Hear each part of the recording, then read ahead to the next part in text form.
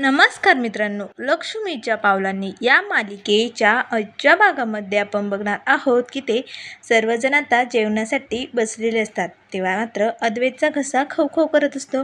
त्याच वेळेस लगेच सरोज अद्वैतला विचारू लागते, काय झालंय, तुला बरं नाही वाटत का? तेव्हा अद्वैत म्हणू लागतो, नाही गाई, थोडासा घसा खवखव करतोय. तेव्हा आता लगेच सरोज बोलते, थोडंसं गरम पाणी घे, म्हणजे तुला ना घशाला बरं वाटेल. त्याच वेळेस कला लगेच म्हणते, हो ठीक आहे, मी गरम पाणी करून आणते. आता मात्र सरोज लगेच उमाला म्हणू लागते, उमा जा, तू अद्वैतसाठी गरम पाणी घेऊन ये. आता मात्र कला तिथेच थांबते. तेव्हा लगेच आबा म्हणू लागतात, सर्वजण जेवणासाठी आहेत, नैना कुठे गेली?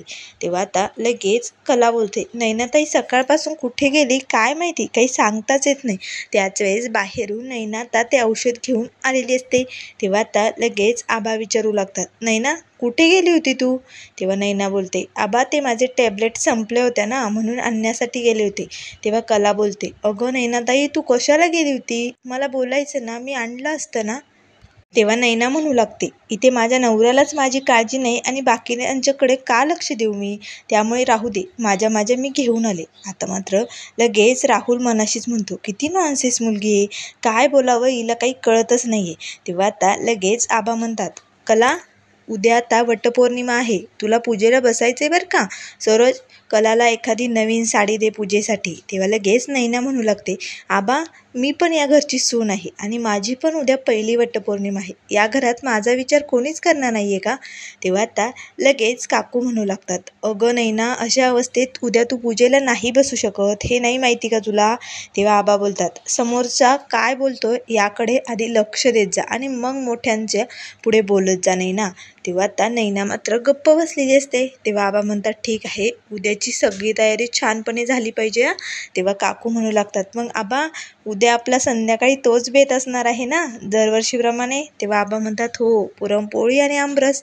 तेव्हा कला म्हणते, काय पुरी आमरस म्हणायचं आहे का आबा तुम्हाला? तेव्हा आबा म्हणतात, नाही ग बाई, पुरणपोळी आणि आमरस. तेव्हा लगेच कला म्हणू लागते, पण हे दोनही गोड अन्न खायचे, पोटाला जड नाही होत का? तेव्हा आबा बोलतात, अगं आपल्या या पारंपरिक पद्धती अशाच जपून ठेवायच्या असतात आणि त्याच्यानी ना नात्यातला गोडवा आणखीन वाढतो.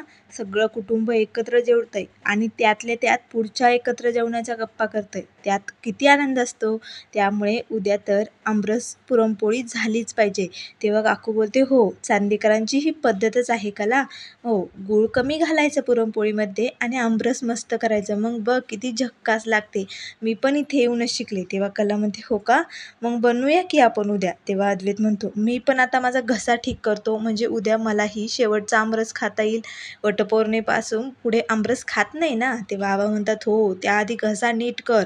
तेव्हा आता इकडे खरेंच्या घरी संगीता आणि दिनकर म्हणत असतात, खरंच त्या दिवशी पेढीवरती चोरी झाली आणि सगळा आपल्या काजूवरती आला, खरंच खूप अवघड झालं होतं. तेव्हा लगेच दिनकर म्हणू लागतात, खरंच मला तर काही सुचतच नव्हतं, ते लोक आपलं काही ऐकून घ्यायला तयार नव्हते, काय करावं काही कळत नव्हतं. पण अशा वेळेस आपली कला ठामपणे पाय रोवून उभी राहिली आणि तिने सगळं सत्य बाहेर काढलं. खरंच आपली जर कला नसती तर आपल्यावरती चोरीचा आळ लागला असता, काय झालं असतं, हा तर विचारच करवत नाही मला. त्याच वेळेस काजू येते आणि ते, चला चला, गरम गरम जेवण आणलंय मी, पटकन जेवण करून घ्या. तेव्हा संगीता बोलते, नाही नाही, तुम्ही दोघं जेवा, माझं तर आनंदानेच पोट भरलंय, जेवा तुम्ही दोघं. तेव्हा दिनकर म्हणू लागतात, नाही, मला पण भूक नाही आहे, काजू तू जेव, मी नंतर जेवेल. तेव्हा लगेच काजू बोलते, नाही जेवायचे तुम्हाला दोघांना, थांबा, मी कलाताईला फोन करते, मग बघते तुम्ही दोघं कसं जेवत नाही ते. तेव्हा आता लगेच काजू ना आपल्या हाताने जबरदस्तीने दोघांनाही जेवण भरवत असते. तेव्हा लगेच संगीता म्हणू लागते, काय पोरगी ही? तेव्हा काजू बोलते, हो, मी अशीच आहे. तर इकडे कला आता सगळं आवरल्यानंतर दूध गरम करत असते. त्याच वेळेस अंजू तिथे येते आणि म्हणते, कला वहिनी, तुम्हाला भूक लागली आहे का? दूध कशासाठी गरम करताय? तेव्हा कला म्हणते, नाही ग, अद्वैतचा घसा खवखव करतोय ना, म्हणून हे दूध गरम करते आणि तू नेऊन द्या. तेव्हा अंजू म्हणू लागते, नाही या कलाताई, तुम्हीच द्या, मी नाही देत. तेव्हा लगेच आता कला म्हणू लागते, अगं तुला माहिती आहे ना, माझ्या हातचं काय तू घेणार आहे का? त्यामुळे तुलाच द्यावं लागेल, मी इथे गरम करून ठेवते. आता अंजू लगेच ग्लासमध्ये दूध ओतते आणि काहीतरी कामासाठी बाहेर निघून जाते. त्याच वेळेस किचनमध्ये आता लगेच नैना येते. आता तीही एका ग्लासमध्ये दूध आणि ती पावडर मिसळते. तर अंजूने त्या दुधामध्ये हळद मिसळलेली असते, त्यामुळे दोन्ही ग्लास सेम दिसत असतात. तर आता नैनाही फोन आल्यामुळे बाहेर बोलण्यासाठी जाते. त्याच वेळेस इकडे आता अंजू अद्वैतकडे येते आणि म्हणते, अद्वैत सर तुम्हाला हळदीचं दूध प्यावं लागेल. माझी आजी म्हणते की जेव्हा रात्री घसा खवखव करत असतो ना, तेव्हा हळदीचं दूध प्यायचं, म्हणजे सकाळपर्यंत खोकला जडणार नाही. तेव्हा लगेच अद्वैत म्हणतो, तू काही ते आगाऊकडे शिकायला हाताखाली जाते का? आता मात्र अंजूला हसू येतं. तेव्हा अद्वैत म्हणतो, ठीक आहे, कुठे ठेवलंय दूध? तेव्हा लगेच अंजू म्हणू लागते की किचन कट्ट्यावरती ठेवलंय तिथे. तर आता लगेच अद्वैत जातो आणि नैनाने तो औषध टाकून भरलेला जो ग्लास असतो ना, तो पिऊन घेतो. तर त्याच वेळेस आता अद्वैत तो ग्लास तिथे बेसिंगमध्ये ठेवून बाहेर निघून जातो. तेव्हा नैना येते आणि बघते, इथे ग्लास ठेवला होता ना, तर बाजूचा ग्लास तिला दिसतो हळद दुधाचा. तेव्हा आता नैना म्हणू लागते, अरे बापरे, फोनच्या नादात मी इकडून ठेवला काय नो. आता नैना तो ग्लास घेऊन इकडे राहुलला घेऊन आलेले असते. आता मात्र अद्वैतने ते दूध प्यायलेलं असतं. नैना किचनमध्ये बाहेर जाताच आता कला तिथे येते. आता मात्र बेसिनमध्ये हळदीचं दूध प्यायलेला ग्लास आता कलाने बघितलेलं असतं. तिला वाटतं खरंच आगाऊ आता चांदेकर दूध प्यायले, आता काही खोकला जडणार नाही. तर इकडे सगळं आवरून कला रूममध्ये येते. आता मात्र अद्वैतला त्या औषधाने गुंगायला लागलेलं असतं. काय करावं काही सुचत नसतं, काही दिसतही नसतं. आता त्याला चक्कर आल्यासारखं होत असतं. त्याच वेळेस आता कला रूममध्ये येते आणि म्हणते, चांदेकर तू ठीक आहे ना चांदेकर, काय होतंय तुला? तुला बरं वाटतंय ना? असे म्हणून आता कला लगेच अद्वैतला तिथे कॉटवरती बसवते. तर इकडे नैना मात्र खूपच खुश असते. राहुल मोबाईल बघत असतो. तेव्हा नैना म्हणते, हा तर दूध पिलाय, पण याला काहीच का होत नाहीये? आता लगेच नैना राहुलला विचारू लागते, राहुल तू संपूर्ण दूध प्यायला होतास ना? तेव्हा राहुल म्हणतो, हे बघ, एकतर आधीच भरपूर जेवण झालं, त्यात तू मला ते दूध प्यायला दिलं, आता आणखीन डोकं पिकू नको माझं, प्लीज. तर आता नैना म्हणू लागते, तो दुकानदार तर म्हटला होता अर्ध्या तासाने लगेच ते औषध काम करायला लागेल. इथे राहुल तर काहीच करत नाहीये, काय झालं असेल? तर इकडे कला म्हणत असते, चांदेकर तू ठीक आहे ना? तुला बरं वाटत नाहीये का? सरोज मॅडम म्हणतायत ना, तसं आपण ना डॉक्टरांना बोलावून घेऊया. तेव्हा लगेच अद्वैत म्हणतो, नाही मला एकदम बरं वाटतंय. तेव्हा कला म्हणू लागते, तू काही प्यायलायस का? तेव्हा अद्वैत म्हणतो, काय? अगं जेवल्यानंतर कोणी पितं का? नाही नाही. तेव्हा कला म्हणते, मग मग काही घेतलंस का तू? हळदीचं दूध प्यायला होतं ना तू? तेव्हा लगेच अद्वैत म्हणू लागतो, हो, अंजूने ते हळदीचं दूध दिल्यापासूनच असं होतंय मला. तेव्हा कला म्हणते, काय? नाही नाही, दुधाने कुठे असं होत असतं का? तेव्हा आता लगेच अद्वैत कलाकडे एकटक बघू लागतो. तेव्हा कला म्हणते, चांदेकर काय बघतोयस तू?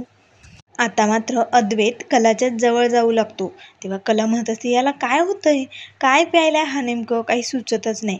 तेव्हा कला म्हणत असते, चांदेकर बाजूला हो, लांब हो चांदेकर.